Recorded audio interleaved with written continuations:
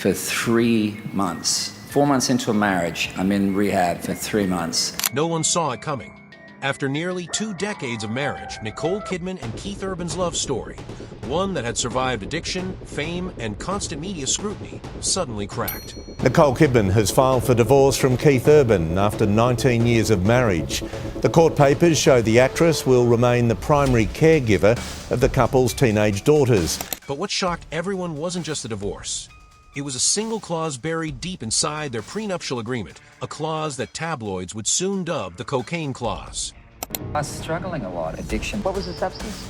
Everything. Alcohol, cocaine predominantly. Before their glamorous 2006 wedding, the world knew Keith Urban as the charming country superstar with a dark past. 3 months into our marriage, we had to dig really deep. He checked into rehab. This is my 3rd time in 8 years. It was a huge hole in my life. Behind the bright stage lights were years of cocaine binges, alcohol abuse, and near-career-ending spirals. Nicole knew it too, and that's why, according to multiple reports, she agreed to a prenup that would change everything. So I can do all the work for him, I can make him better, and at some point you just have to say, I love you and I'm here when you decide to do the work. And if you don't, then that's it. The clause reportedly promised Keith $600,000 for every year he stayed sober. At first, it sounded like a strange footnote, but over time, it became the foundation of one of Hollywood's most talked about agreements. And she made a decision to turn around and initiate this intervention. As the cameras flashed on their wedding day, no one imagined this deal would one day be worth millions. But this isn't just about money. It's about loyalty, recovery, betrayal, and a prenup that may have become the most controversial in Hollywood history.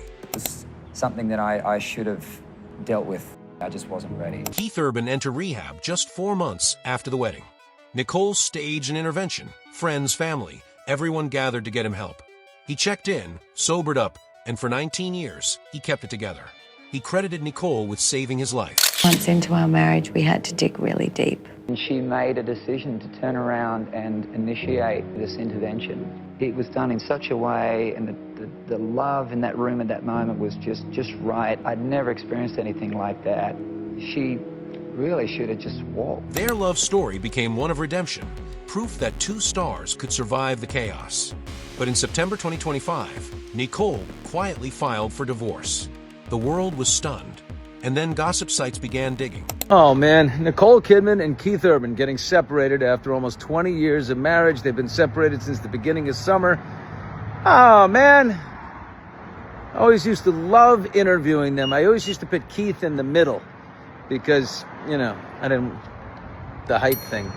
According to tabloid reports, Keith's consistent sobriety over nearly 2 decades entitled him to $11 million or more in payments through that clause.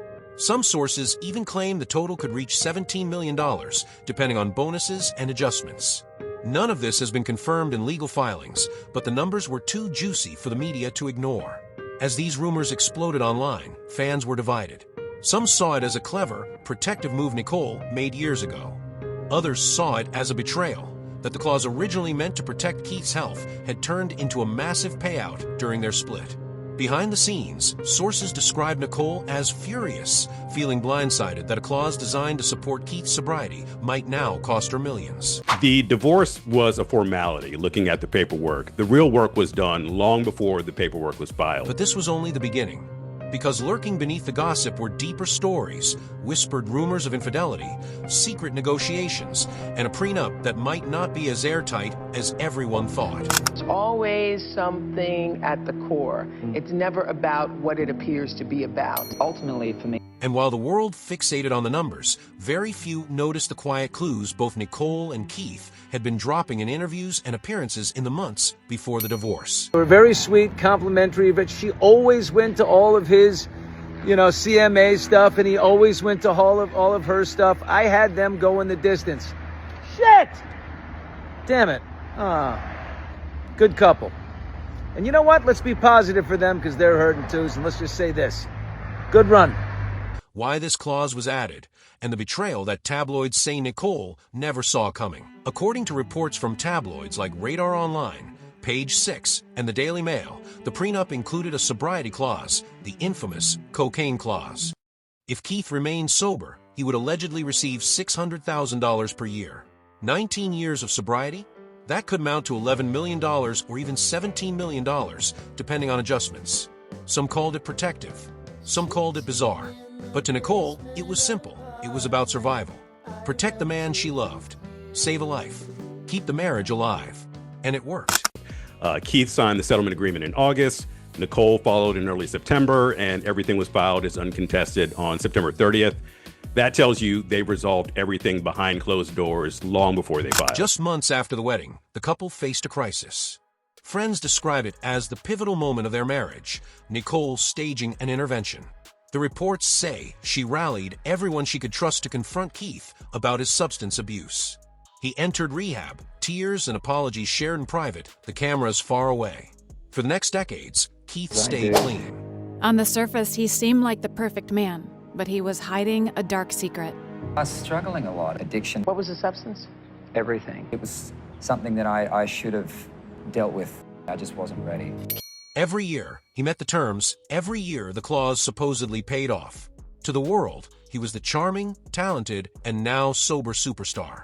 To Nicole, he was a man she had pulled from the edge, a man she had supported, loved, and saved, only for whispers of betrayal to begin creeping into their lives.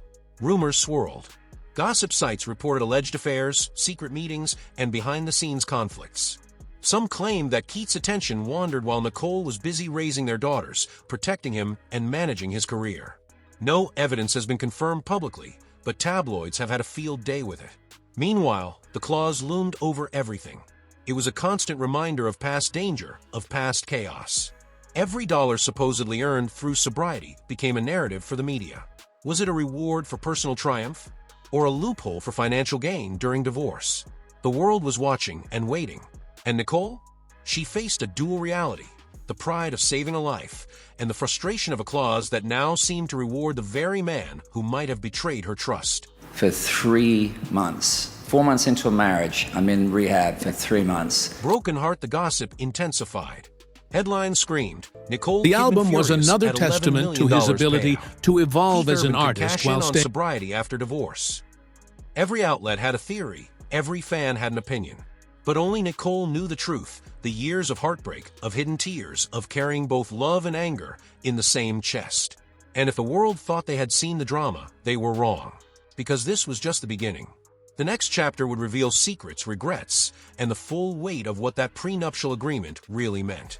Coming up, how the years of marriage built the tension, what rumors surfaced about Keith's fidelity, and why the cocaine clause suddenly became the most talked about prenuptial term in Hollywood history.